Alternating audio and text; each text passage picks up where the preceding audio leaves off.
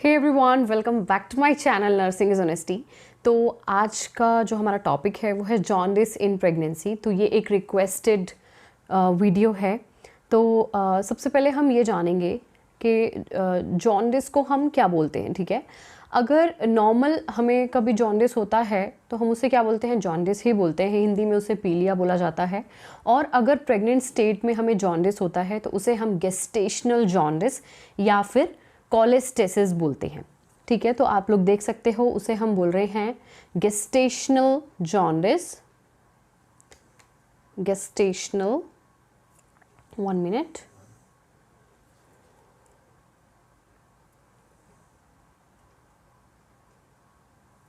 Gestational jaundice या फिर हम उसे बोल रहे हैं कोलेस्टेसिस। तो आप नोट डाउन कर लीजिएगा। ओके, नेक्स्ट हम इसकी थोड़ी सी इंट्रोडक्शन हम देख रहे हैं। So jaundice is yellow discolouration of the skin. Jaundice में क्या हो जाता है, स्किन की डिसकलरेशन हो जाती है due to because of increase bilirubin level. Bilirubin level increase चला जाएगा। अब सबसे पहले हम ये जानेंगे यहाँ पर कि बिलिरुबिन क्या चीज़ है। ठीक है, बिलिरुबिन क्या है, एक येलो पिगमेंट है। ठीक है, सबसे पहले आप ये नोट डाउन कर लो, बिलिरुबिन क्या है, एक येलो पिगमेंट है। अब बिलिरुबिन बना किस तरीके से, आप देखिए हमारी बॉडी में आरबीसीज होते हैं, रेड ब्लड सेल्स। अगर किसी भी वजह से रेड ब्लड सेल्स डिस्ट्रॉय होना स्टार्ट हो जाते हैं, जितना एक लाइफ स्पैन होना चाहिए रेड ब्लड सेल्स का वो ना हो करके उससे पहले ही वो डिस्ट्रॉय हो जाएंगे, मतलब किल हो जाएंगे। आरबीसी की लाइफ वहीं पर एंड हो जाएंगी। ठीक है, अगर आरबीसी डिस्ट्रॉय होंगे तो उसका जो एंड प्रोडक्ट होगा वो होगा बिलिरुबिन। आरबीसी का एंड प्रोडक्ट क्या होता है, बिलिरुबिन होता है। और ये जो किल हो जाते हैं, डिस्ट्रॉय हो जाते हैं, उसके बाद ये कहाँ जाते हैं, स्प्लीन में। स्प्लीन में जाकर के ये क्या बना देते हैं, उस एंड प्रोडक्ट से क्या बनता है, बिलिरुबिन बन जाता है। और अभी हम इसे बोलते हैं indirect bilirubin, IB, indirect bilirubin. जैसे ही आरबीसी किल हुए, आरबीसी डिस्ट्रॉय हुए, आफ्टर दैट उनका जो वेस्ट प्रोडक्ट था वो गया स्प्लीन के अंदर और वहाँ पर ये बन गया इनडायरेक्ट बिलिरुबिन। आफ्टर दैट ये indirect bilirubin splenic vein, after that portal vein के बाद splenic vein, then portal vein, portal vein से होते हुए ये कहा जाएगा लीवर में। लीवर हमारा सबसे लार्जेस्ट ऑर्गन है बॉडी का। सो लीवर में गया। लीवर में जो सेल्स, लीवर के जो सेल्स होते हैं वहाँ पर जा कर के अब ये बन जाएगा डायरेक्ट बिलिरुबिन। Direct bilirubin. अब इनडायरेक्ट बिलिरुबिन को हम क्या बोलते हैं, अनकॉन्जुगेटेड बिलिरुबिन या फिर fat soluble bilirubin.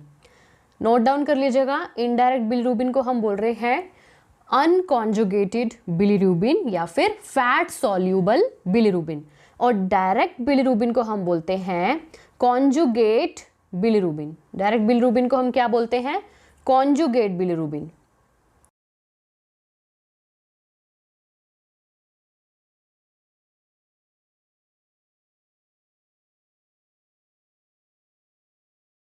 NGUGATE। Okay, conjugate bilirubin बन जाएगा जब ये ग्लूकुरोनिक एसिड के साथ में बाइंड हो जाएगा। लीवर में जब इनडायरेक्ट बिलिरुबिन आएगा तो ये ग्लूकुरोनिक एसिड के साथ बाइंड होकर क्या बन जाएगा, कॉन्जुगेट बिलिरुबिन। अब इसे कहाँ जाना है, देखिए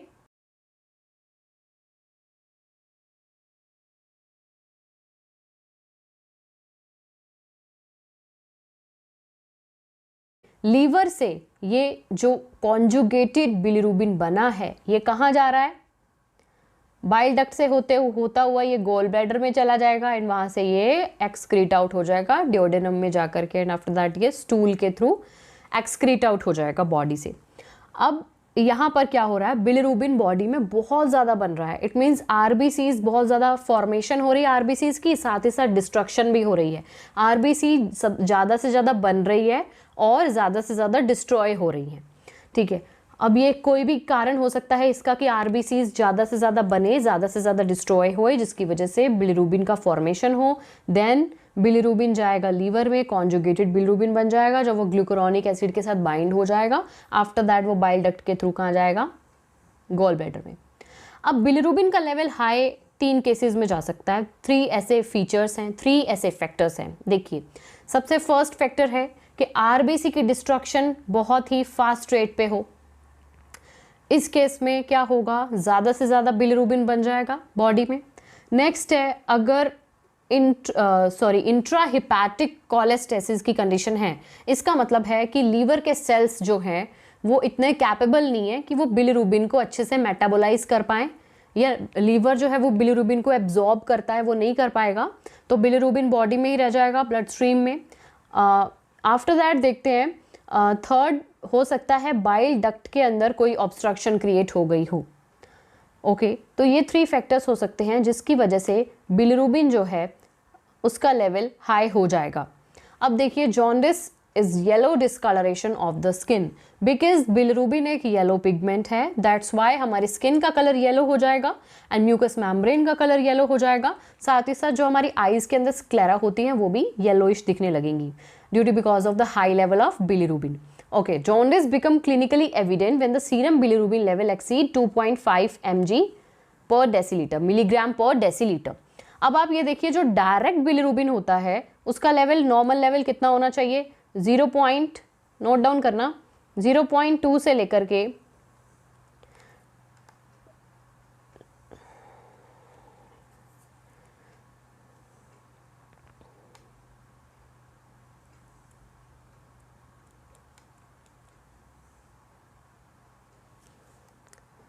देखिए, जो डायरेक्ट बिलिरुबिन होता है उसका नॉर्मल लेवल कितना होता है, नोट डाउन कर लीजिएगा, 0.0 से 0.2, 0.0 से 0.0 से लेकर 0.2 मिलीग्राम पर डेसीलीटर, मिलीग्राम पर डेसीलीटर, ये होता है नॉर्मल डायरेक्ट बिलिरुबिन का लेवल। अब अगर हम इनडायरेक्ट मतलब अनकॉन्जुगेटेड बिलिरुबिन का लेवल की बात करें तो वो होता है 0.2 से लेकर के 0.8 मिलीग्राम पर डेसीलीटर। ठीक है, तो इतना होता है। अगर ये इसका जो लेवल है, मतलब कॉन्जुगेटेड बिलिरुबिन की यहाँ बात हो रही है, अगर इसका लेवल 2.5 मिलीग्राम पर डेसीलीटर से ज़्यादा हो जाता है तो वो जॉन्डिस कहलाता है। ठीक है, इंट्रोडक्शन हमने देखी। नेक्स्ट हम देख रहे हैं इसकी definition. So jaundice in pregnancy also called cholestasis. Jaundice pregnancy में जब ऐसी कंडीशन अराइज हो जाए जॉन्डिस की, उसे हम क्या बोलेंगे, गेस्टेशनल जॉन्डिस या फिर कोलेस्टेसिस। ठीक है, एब्सोल्यूट कोलेस्टेसिस। नेक्स्ट है, a disorder of pregnancy leads to high level of elevated bile acid in the blood. अब कोलेस्टेसिस का मतलब ही यही होता है कि अच्छे से बाइल फ्लो का ना हो पाना, failure of the bile flow. Bile का फ्लो अच्छे से नहीं हो पा रहा, इट मीन्स बाइल डक्ट में कोई प्रॉब्लम है या फिर लीवर में कोई प्रॉब्लम है। ओके, नेक्स्ट है, इसका जो इंक्यूबेशन पीरियड होता है, मतलब इसके जो सिम्टम्स है वो कब हमें दिखाई देना स्टार्ट होंगे, 20 to 30 डेज के अंदर। इसका जो इंक्यूबेशन पीरियड है वो है 20 to 30 डेज का।